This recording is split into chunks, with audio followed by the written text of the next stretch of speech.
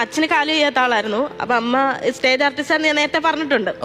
എനിക്ക് അറിവുള്ള പ്രായം മുതലേ അമ്മ സ്റ്റേജ് ഇത് പോവും. അപ്പം ചോറും കറിയൊക്കെ വെക്കുന്നത് ഞാനും ചേച്ചിയൊക്കെ തന്നെ. എന്നും ചമ്മന്തിയും മെഴുക്കുവരട്ടിയൊക്കെ ആയിരിക്കും. അപ്പം ഓണത്തിനൊക്കെ ആയിരിക്കുമല്ലോ ഞങ്ങളുടെ ചമ്മന്തി. ആ പിന്നെ ഒരു ഉള്ളി വഴറ്റുന്ന ഒരു സാധനം. ആ ഓണം മിക്കപ്പോഴും ക്യാമ്പിലൊക്കെ ആയിരിക്കും. അച്ഛൻ ചെറുതായിട്ട് വെള്ളമടി കാര്യങ്ങള് കൂട്ടുകാരൊക്കെ ആയിട്ട് പോകും. അപ്പൊ ഞങ്ങളിങ്ങനെ പ്ലാൻ ചെയ്യും. എടി ആരെങ്കിലും ഇത് കൂട്ടുകാരോ അല്ലെ അയലോക്കത്തെക്കാരോ ചോദിക്കുമ്പം ഇന്നതുണ്ടെന്ന് പറഞ്ഞു രണ്ടുപേരും പഠിച്ചു വെക്കും. എന്നാലേ രണ്ടുപേരോട് ചോദിച്ചാലും ഒരുപോലെ പറയാൻ പറ്റത്തുള്ളൂ.